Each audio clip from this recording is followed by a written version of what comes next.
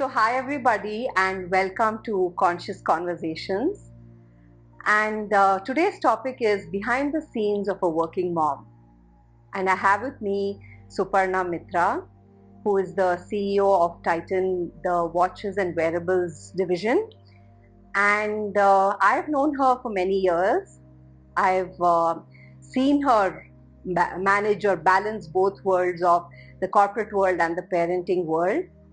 And I've always been interested in knowing how you do it, Suparna. So I'm just happy that you're here and sharing how you do it with us.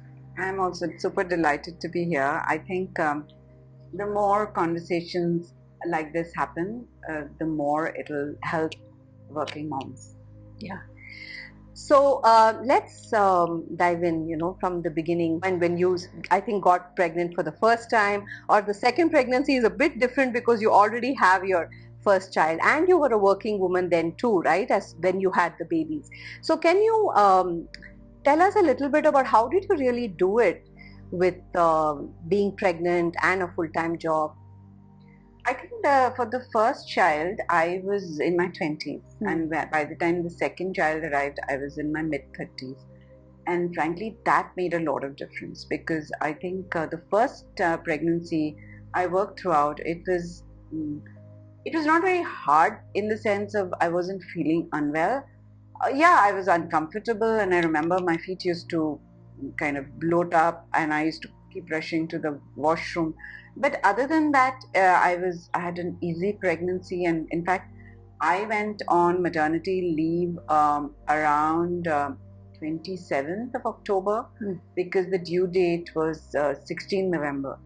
And in fact, I was planning to enjoy myself before the baby arrived, but the baby arrived on 31st October, so that is it. And I became busy. But physically, it wasn't um, very taxing. I think the first time mother is always much more nervous and anxious and not confident and constantly doubting herself. Of course, my mother was there, so that helped a lot. And the second time around, I was in a much bigger job, and I was also not that well. I was 35, so I think they call it a geriatric pregnancy. Just the name makes you feel, oh my God. And it was just harder on the body.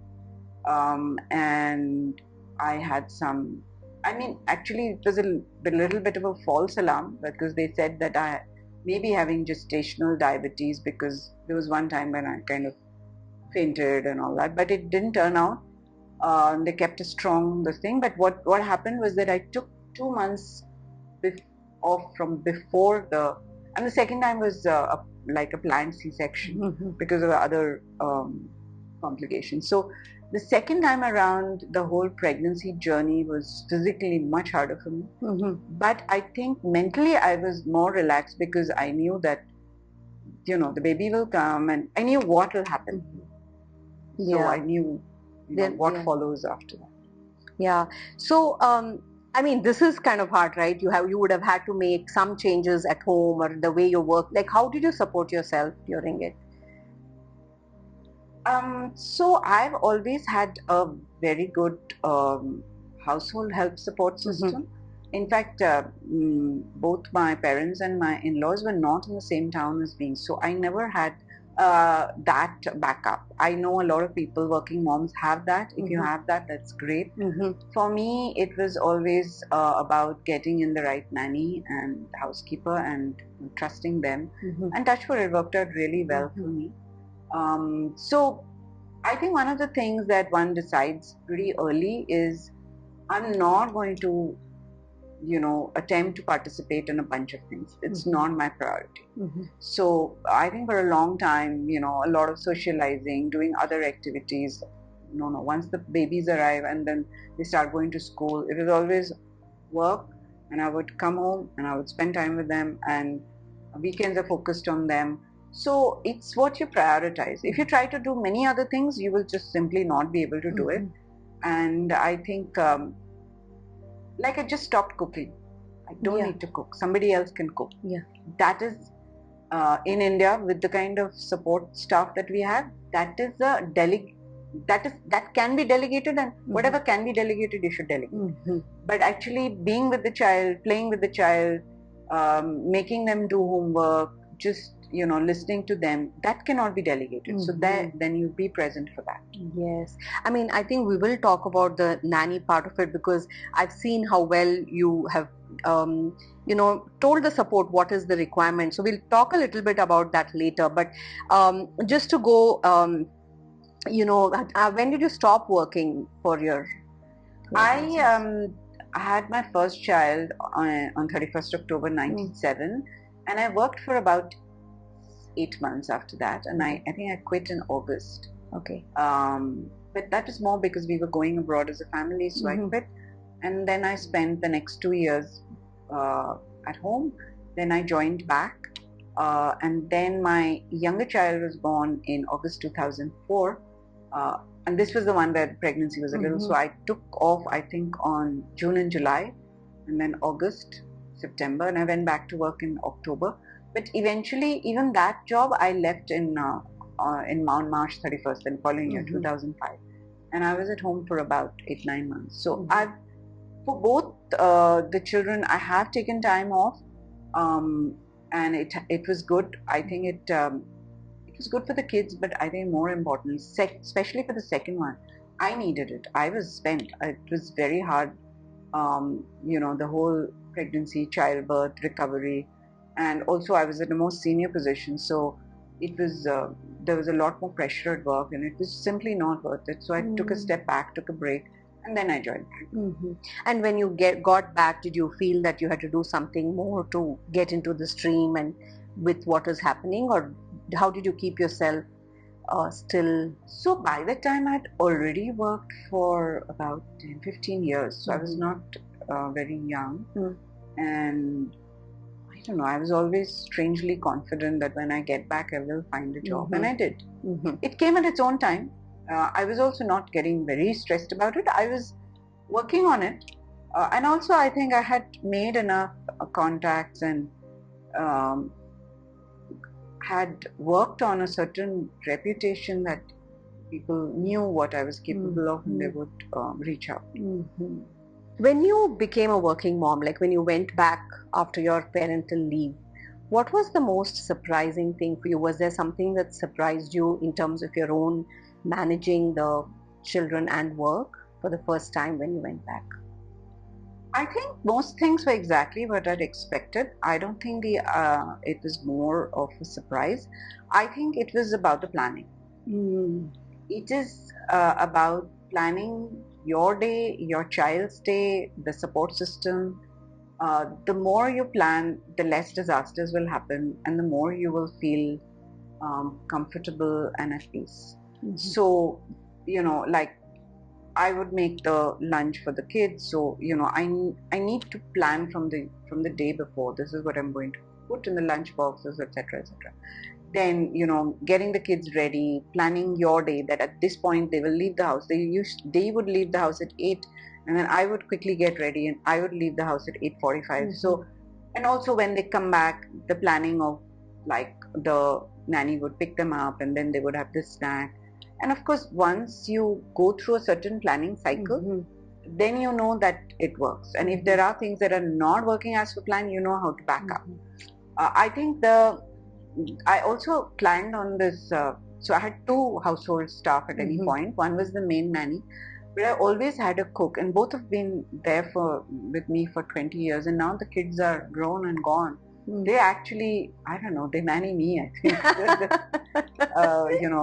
It's sweet. But at that point, it was about the plan B.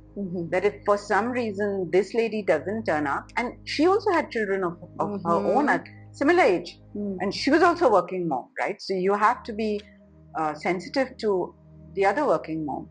And so, I would always have that backup. And there have been situations when both have not turned up, and then you have to go back and not be able to work. Or I have taken my kids to work. There have been times when that has happened. And I found that surprisingly, if you are flexible, people around you adjust and they are okay with it. I don't think anybody had, like, how can you do this? Yeah. And it continues. Even now we have sometimes young parents bring their kids to work because,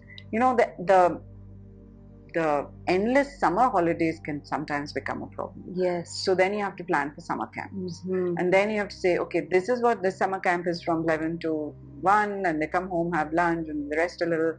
And then again you have to occupy them from, say, 4 to 3:34 to 5:36. So, planning different classes, different summer camps. So I think for a child above 5, it's very different planning. For a child below 5, it's different. But the more the rigorous the planning is and the more tight the schedule is, the less surprises there will be. So, I mean, I think this is the right time to talk about the nanny part of it, right? Because how do you get them to help you in a way that you want the kind of help, right? Like, how do they talk to the children, or what is it that they do, or what is it that the child does? How did you communicate all this, or was there a small training you did for them, or? I think it was pretty intuitive. I think selection was the real thing, right? This is true for any job, any person in employment. You have to hire the right person, and no person will have everything, right? So my nanny is very affectionate. She's not very good at some other things, which for me is not important. So then you have to be okay with it. If you demand perfectionism, it's not going to work out. You're going to get frustrated. They're going to get frustrated. The child is going to get confused. So you should be very clear about what are the top 3 things you want from this person. And in my case, I was lucky because she is actually quite well educated. She had studied in the HL school. She knows English. She is very polite. So I had really tick marked all of that. I'm very affectionate. And she did, all of that. And some things she doesn't do well, I'm okay with it. It doesn't matter. And so if, I know this is a very personal thing for each person to see what is important to you, but if you were to just say, what 3 things that you were looking for when you interviewed the nanny, or what should ideally be seen? Yeah, I think it is, the person, how she comes across, even things like neatness, politeness, because the child is going to spend a lot of time with the nanny, and some of those are, you have to check for that, right? So yeah, I think I was lucky, and all of this was fun.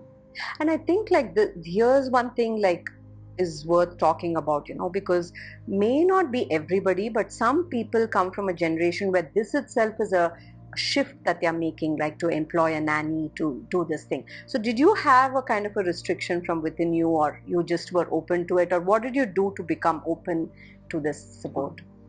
I didn't have any. You didn't have this kind of restriction. Okay.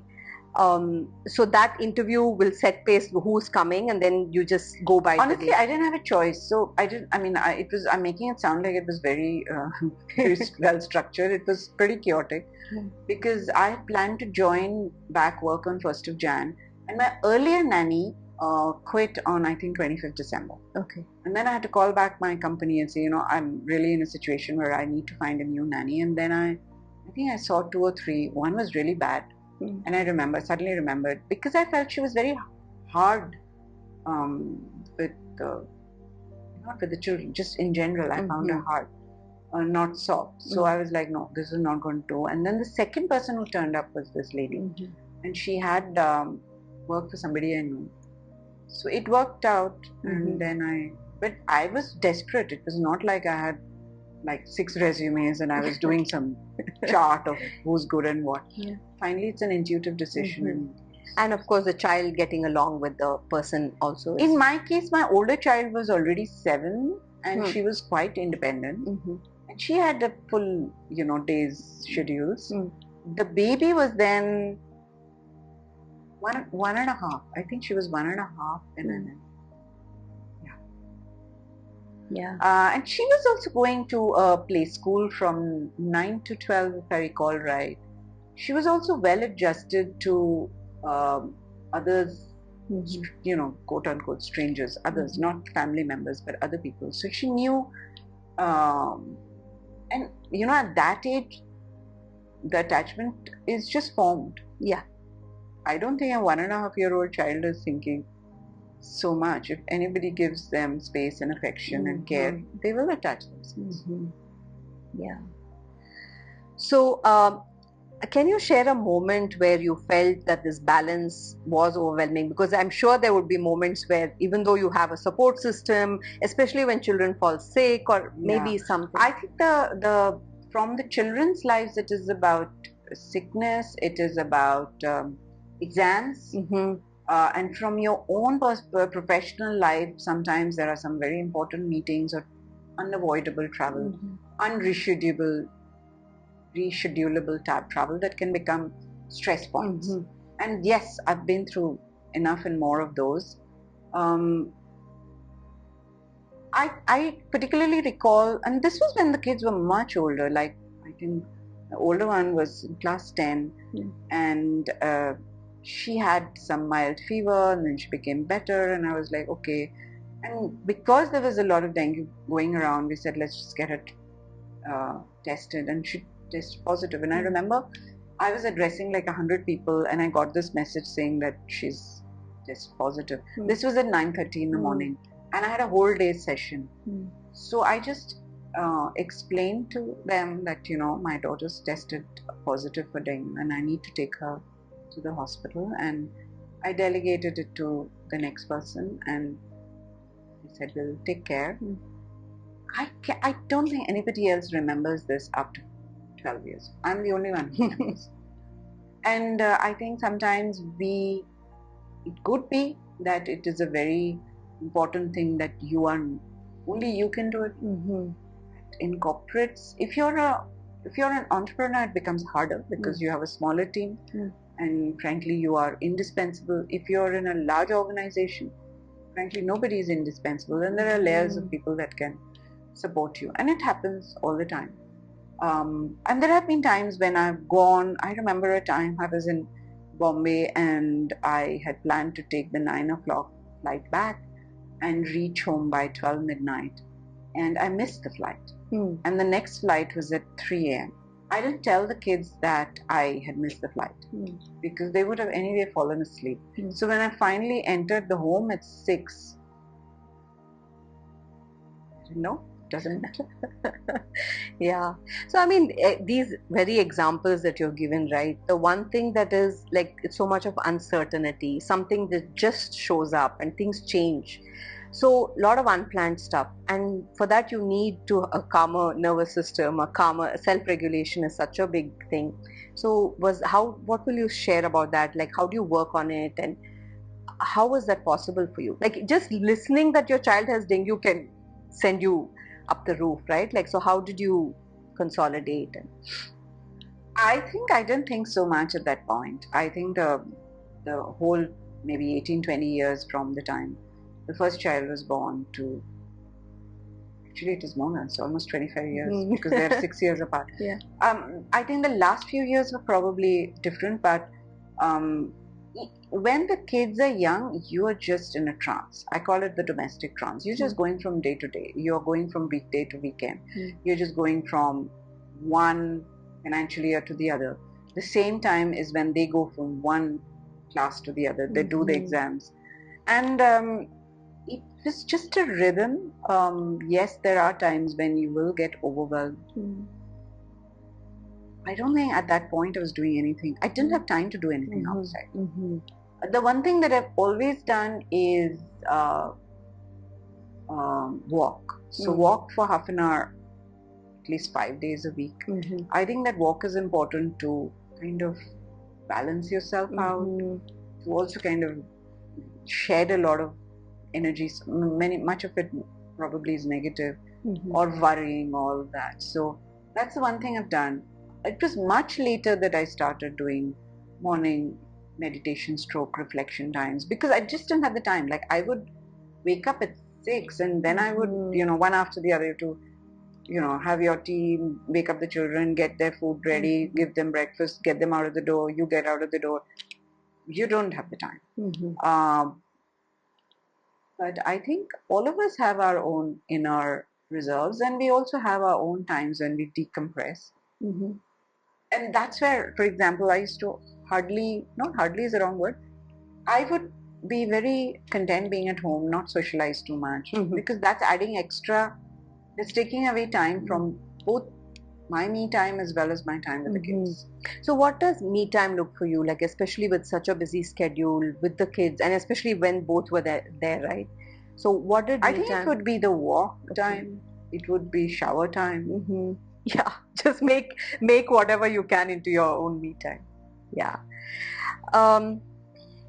So the one thing that is very, I think it's with all moms, right? Whether you're working or not, there's always a mom guilt that accompanies everything we do. So what does that look like for you, and how did you reframe any I guilt? never had mom guilt.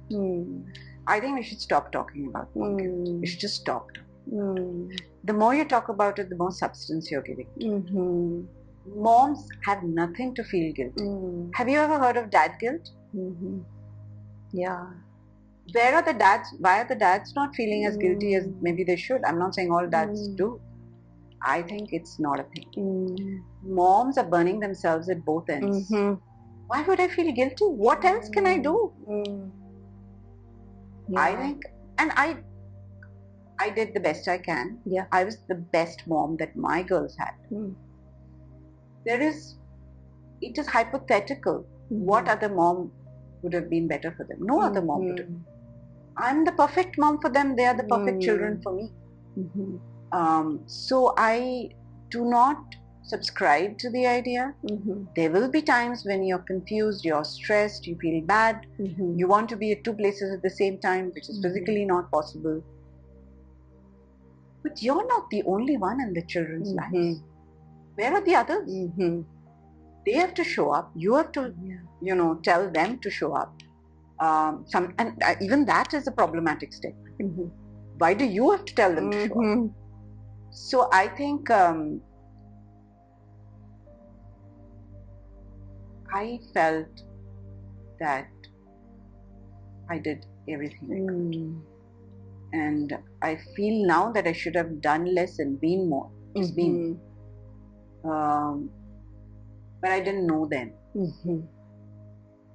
And also this point about, our generation, like some of my other friends who were working moms, we were the first ones and we were just winging it. And there was also this anxiety that something, children would turn out to be monsters. They turned out to be as normal or as abnormal as anybody else's child. They weren't better for it, they weren't worse for it. They were different, sure. Yeah. They were probably more independent at a younger age. But moms are more than just timekeepers and companions. It's honestly, I think there were times when I was doing more than a lot of stay-at-home moms. And like I said, it was, burning yourself at both ends. Yeah. So, I mean, if this is something that's there for a listener, right, this kind of feeling, so what is your advice to them? Like, how do they reframe it for themselves? Or so, think of the word guilt. Our society, not just our society is built on structure, on systems, on roots. And there's a lot of should. It's called the tyranny of the should. You should be this. You should do this.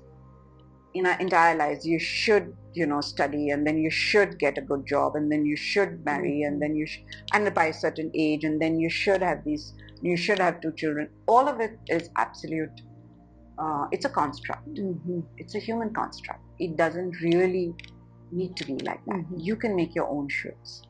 So, what is the kind of mother you want to be, as opposed to you should be?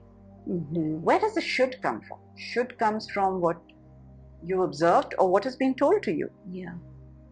Want is what you want to be, because that's what it is, intuitively as well as logically, rationally. That's what you want. And every mother and every child and every equation of a mother and child, like I have 2 daughters, my equations with both are different. It will be. So the way to reframe the guilt part is, you tell me, who should be guilty? Criminals should be guilty because they have committed a crime. Why would you attach this word to moms? Moms are giving. They're giving to the point of, exhaustion. Yeah. And I think I liked what you said about the fact that you are doing what you can in the moment and to the best of your knowledge in any given moment, right? So I think that could be something that could help a listener tell themselves. Yeah. And now when I ask my daughters about, when they think back, and I ask them, I've actually asked this question, saying that if we could just roll back and say, what is the one thing you would have wanted me more to be? Guess what that word is? Relaxed. Oh, wow. And we beat ourselves up for being a relaxed mom who's not going around beating herself up and doing too much and proving is actually better for the children. That's so true. I think we are answering that shoulds that is within our head in society and the cultural expectations more than what the child really wants, which is relaxed and presence, So true. So would you say that for a child, what really matters is presence? It really doesn't matter whether the mother is working, not working. It's the presence that comes from the mom. Would that be right to say? I'm not able to fully always understand the word presence because there is active presence and passive presence. So I think for me the correct word is attention. Yes. Attention could take the form of play, it could take the form of love, it could take the form of care. Like if the child is ill, you're paying attention means you are, taking care of the child. If the child is stressed because of exams, your attention could be that you're not adding to the stress. Sometimes you're doing something, sometimes you're not doing. Sometimes you are enjoying yourself along with them. That is, in that moment, that's attention. And the quality and the type of attention changes, but I think that's another way of looking at this thing is, I think through my entire working life, I have always paid attention to my children. Whether I'm there or not. If I'm not there and something is happening, then some other arrangement will be then done to make sure they're taken care of. So this is another thing which is commonly felt, right? When, for example, when there's a lot of travel and you're away from home. So this again comes in like the attention is coming from wherever it is. So I just want you to talk a little bit to a listener who still feels it's necessary for me to overcompensate because I wasn't there, or I can't say no to my child now because I'm not there. If I say no, so I want you to talk a little bit about how boundaries fit into all this and how did you manage it while you were still, doing what you're doing. I think overcompensation is something that is a result of that feeling of not doing enough, and which is why I know working moms, every time they go on a trip they buy something, and I'm trying to tell them why every time. It's almost like you're bribing the child to keep her mouth shut and not complain about. There will be times they will complain. Why are you going? Can't you stay back? Either you stay back or you go.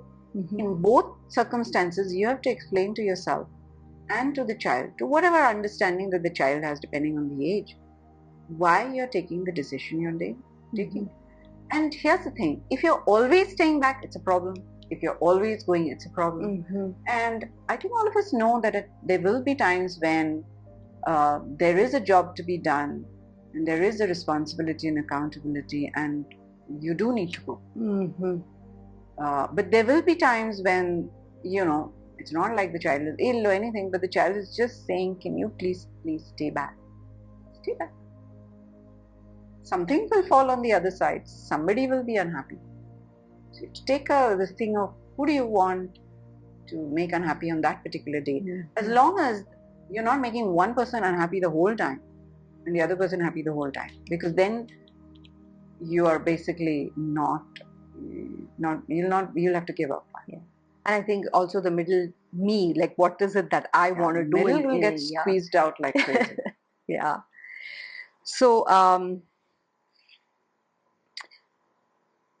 mean, you have spoken a lot about you coming back, spending time with them, reading a book or whatever, right? If you can talk a little bit more, like, how, did you prioritize this? How did that happen on a daily basis? If you're looking, you just walk into the house at 8 o'clock in the night and you are tired because you've had a long day, but you're spending some quality time with the child in some way. So can you explain how you did it? I never entered never is a very strong word. Most days I would enter the house at 6:15. Okay.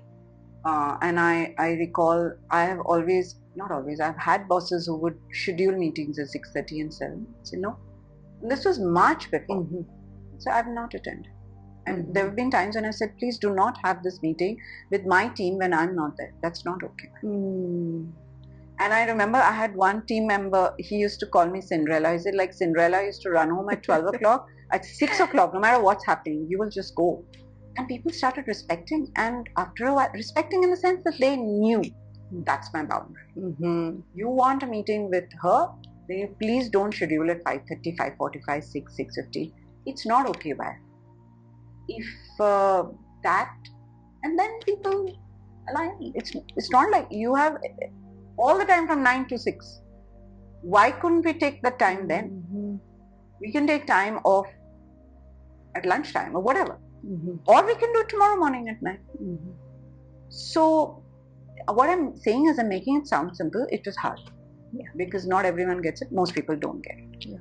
And also I was working at a time when the number of women at workplace were very less. I'm sure they bitched about me behind my back. I'm 100% sure. But you really cannot care. Yeah. So I think that's where the really strong boundaries of knowing what you want and then setting that and then holding it becomes so important, right? Right now, like your daughters are grown up, and so what does self-care look for you right now? It's very nice. It's peaceful. I get a lot of time for myself. And even when my younger one left, for college, there was this thing of, Mom, you'll get bored, get a dog. And I'm like, I'm not getting another living being that I need to take care of. I'm not. I have only one living being that I really need to take care of, and that's me. I think my schedules have relaxed. I mean, I can travel more. I can spend more time at office. I can meet more people. I spend a lot of time meeting people, friends, socializing. I think even taking care of health, exercise, all of that. Yeah. So your go-to is exercise, and what is your usual go-to for self-care? I love massages, especially back massages. I don't know. I think all of us spend so much time on laptops and mobiles. My upper back is very stiff. So I do my exercises, but there is something that a nice massage does that really opens it up. So that I read a lot. I've always read a lot. Actually, that's the one thing that was my me time. So usually I would go into my room by 10, and 10 to 10:30 I would read, and then I'd fall asleep. That was also a big, for example, I haven't watched TV for the longest time. The time that I used to watch TV was when I would watch with the kids, and I would watch their programs. And now, I don't need to know what the latest show on Netflix is.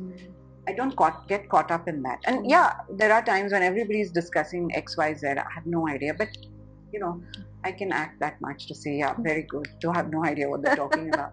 So it's what works for you. So reading, some bit of writing, some bit of like exercise, walks, travel, friends. So, I mean, just I've known this about you for long, okay, but just talking to you today, Suparna, just shows me the powerhouse that you are. Like that, what do you say? To be able to set a boundary or to do what really, to know what you want, whether it is for your child or for yourself. So, I want you to share this journey of becoming this powerhouse for every mother, just whether they're working or not, because as you're sharing, I see the way you've shown up for your children is because of this power that's within you, that is constantly fueling everything you do. So what's your suggestion to young mothers or young girls? Just I think all of us have the power. We get deluded and we give our power to other people. And either you take back the power, or nowadays I find young women are not even giving it in the first place. They hold their power to themselves. And very often this can be interpreted as being selfish or self-centered or whatever. The power comes from many things. The power comes from knowing who you are, what your needs are. And for working women, the power comes from earning your own money, having your own identity and status. And that kind of compensates for all of the societal judgment that comes from, oh, you're working. What about your children? So I've constantly heard this. It is. So I'm one of 3 daughters. I remember when random people asking my mother, 3 daughters, no son. And I never saw her give it back, but I always saw her staying in her power.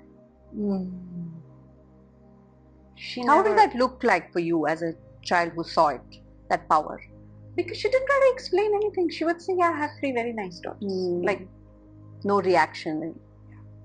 I think that's the other way in which the more you react and respond and get hooked by other people's, stimuli, hooks that they're throwing at you, and you get caught up in that, how will you do what you want to do? Yeah.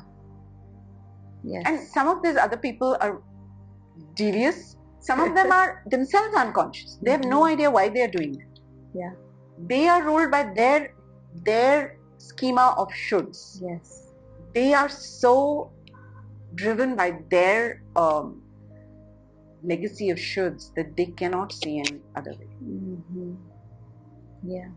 So would you recommend that we go on a kind of a self journey before we decide to have kids or whatever it is? Like, is there something like that you feel that any woman should have, discovery of the self and know herself? So here's the thing. By the time a woman really knows herself, she's probably in her mid-30s to mid-40s. Yeah. And biologically, that is not the clock. Yeah. I think I became as my children were growing up, I was also growing up. And that's fine. You have to give yourself permission. If you're having children in your 20s or early 30s, you know yourself, but you don't know everything about yourself. There is no way you will. Yeah. And it's okay to be imperfect. It is absolute. There is nothing called a perfect mother. And mistakes are a part of this. And what is that mistake anyway? How do you even define that this was a mistake? I think it's again the expectations and the shoulds that we've been carrying with us. Yes, absolutely. Like somebody may say, oh, my child didn't do well academically, and now that was that child's life journey. Yeah. Yeah. So I don't think it is possible. Yes, one should work on self-awareness. And I find today's young women much more self-aware than we were. I think I was quite, I don't know the right word, naive. Yeah. I mean, you can be intelligent and naive at the same time. I was that. I was intelligent. I could think for myself, but yet I was very naive in many ways. I just went with the flow, and that's good. Yeah. I think there is always going to be growth that's happening from wherever you enter the paradigm, right? Absolutely. So these so-called mistakes make you who you are. Yeah. I'm more proud of my so-called mistakes. Yeah. Yeah. Do you think like that? See, we were talking about this. Are you a working mom? So who takes care of your child, or some question like this? So do you think that there's a cultural shift is happening, and how do you think we women can show up the way we want and still kind of make this happen? I think it's happening, definitely. Like in the mid 90s and the early 2000s, a lot of my female colleagues or even co-students uh, did become full-time moms. And I don't see that happening. People all, and also, you know, there are so many more policies and laws. Like at our time, it was 3 months maternity. Now it is, government says 6, and most good progressive companies will give you up to a year and they adjust it, right?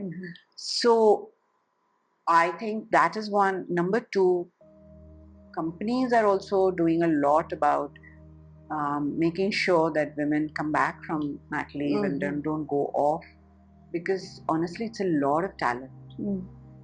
And also I think the third thing that's happening now is that more women, working women, are having children in the 30s than in the 20s. So what happens is they already have 8-10 years of work ex. They're not going to let that go. It's too precious. It's too much of their identity. There is an egoic part also. So they do want to become the mother, but they don't want to. Whereas in the 90s, a lot of my people around me, women around me, were getting pregnant after 3 years of marriage. So they were in that age of 25 to 28, 29. They worked for 3-4 years. It seems like not such a big deal. So that's one. I think there's the other thing is that with the kind of very specialized skill sets that a lot of people are working on, they know that even if I go on a career break for 2 years, they pre-plan it, saying when I come back, this is what I'm going to do. It's not like I will see whether I can come back. I think that time a lot of us were like this, saying, how will I leave my baby alone at home? The baby doesn't know, the baby doesn't care. As long as there's somebody who's giving very high amount of attention and affection. And I think the attention part that you said is very, very crucial. See, because that makes such a big difference. It's not like one way of attention, right? It's the attention. And again, this is what your child personally needs, what my child personally needs. So I think that can be taken care of in different ways, right? So you don't have to, I think, do you feel like sabotaging one's own career is again a conditioned response that 100%. Comes in? Because it is the mother who has to take care of the child. Yeah. And I mean, that is a mammalian thing. Like it is, surely we are not mammals in that sense of the word. We've evolved. And you said you were 3 daughters to your mom, and I'm being a daughter to my own mom. You see that you identify power in so many different ways in your mother, right? There are so many different ways power can show up. And if this is giving us the power, then that is our power, whatever we are doing. 100%. My mom was always stay at home. My dad had a very intense and very successful career. She was the classic supportive wife and mom. But she always held her own power. She never earned her own money. She always had her own power. Nobody messed with her. Not my dad and none of us. Has she shared some part of her journey, how she got this power? Do you know? From her mother.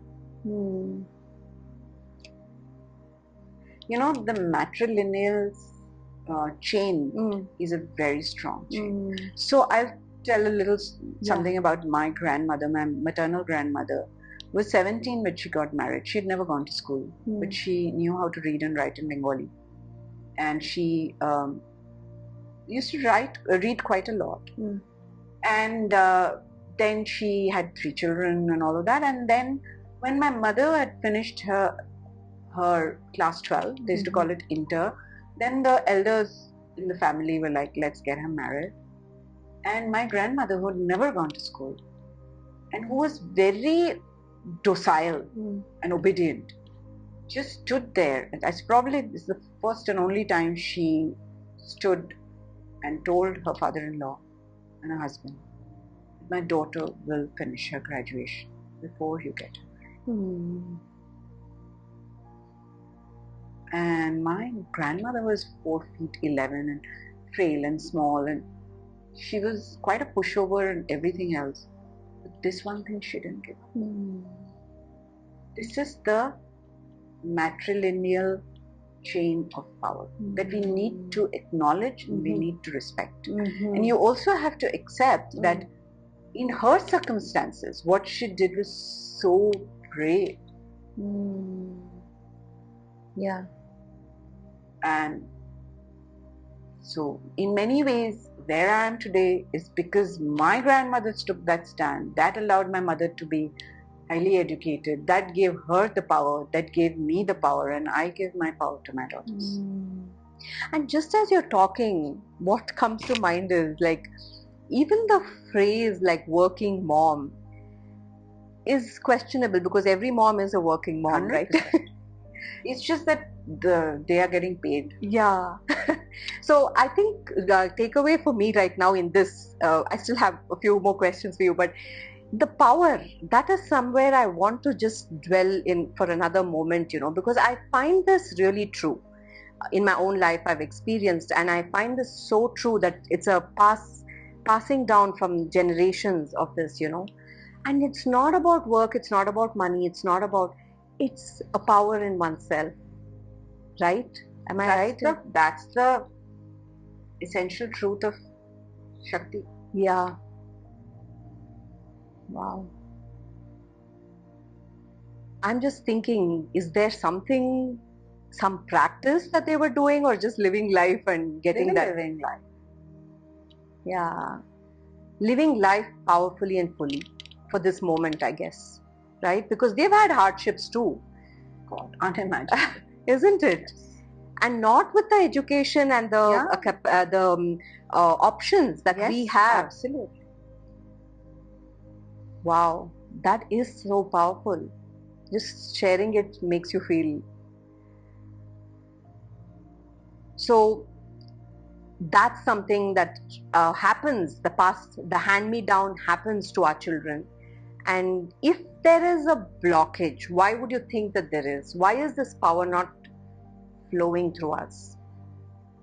I think there could be, in my case, I kind of explained a very linear flow, but there are sometimes life circumstances, there are sometimes personality types. If somebody has a basic personality disorder, it can completely break that chain. Yeah. Because that person is not capable of holding on to the power and then is doing all kinds of other random behavior that then the attention and the affection is not getting passed. And then there are children who basically have the mother wound and they're not able to be themselves. That's how it gets broken. And I think an acknowledgement of this, an acceptance of it to some extent, like, that it is here. There's no why, what, who, there's no blame game. It's just here. And I feel like the reason I'm talking about this is for the viewer to know that acknowledgement itself is a kind of a release to be, and there's no one way of this power passing down. I think that acknowledgement can give the power. Yes.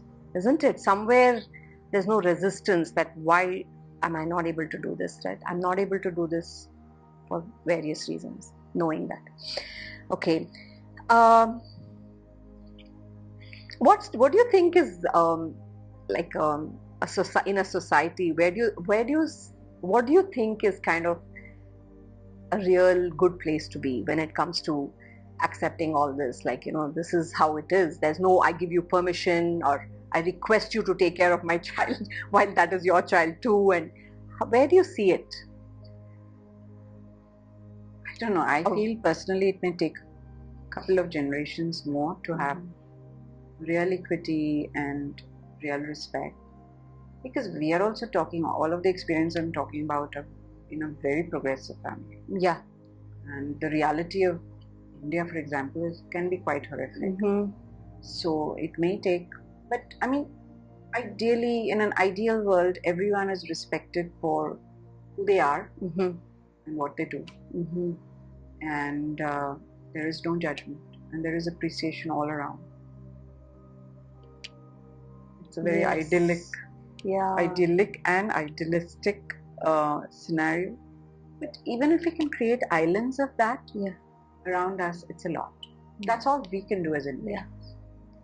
I mean, that is probably the best way to start, right, within ourselves. And I think all of the people listening, plus we ourselves, know that we see different shades of this and different moments of our lives. It's not like we're always in power, or the power is always there, but we may not be in it all the time. But to acknowledge that, okay, there is some sapping that's going on. Where is the hole that I need to fill in, or something like that, right? So I think whether you're labeling them as a working mom who goes out and works or not, a mom typically it's an earning mom.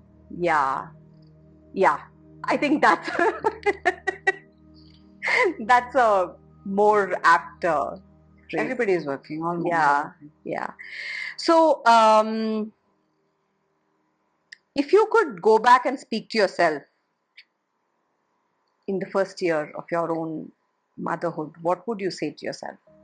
Just chill, relax. Everything will turn out fine. Yeah. And even if it doesn't, temporarily, maybe for a longish time, it will eventually turn out fine. Mm-hmm. Yeah, and there is that illusion of control, right? Like somewhere we think that we are the ones either making it happen or not making it happen, and not everything is always like that. Things are happening as well. Yeah, 100%. That's life. Yeah. What is your suggestion to the viewers listening, the young moms, the already moms, the working moms, the earning moms? What is your last words to them? So, two things. One is, you're doing an amazing job.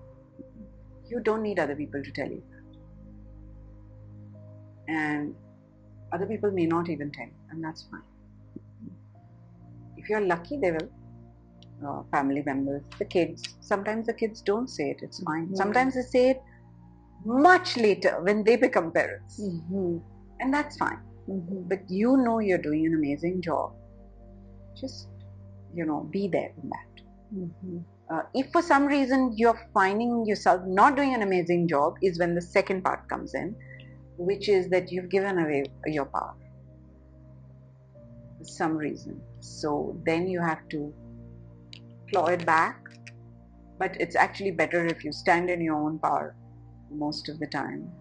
And finally, and I say this in other places also, my life's mantra was actually something that a British gentleman said 450 years back, which was William Shakespeare, which is, to thine own self be true. To thine own self be true. We are one of billions of people in the world. We will live a life. Could be 60 years, could be 90 years, could be 100 years. Like fireflies. Come here and then go on. But the only way you can make an impact is if you're not trying to please so many people. Just to be true to yourself. That is what leads to standing in your power, holding on to your power, developing your power, allowing your power to shine light around you. And that is what leads you to have a fulfilling life, meaningful life. Mm-hmm. Wow. That is really powerful. Thank you.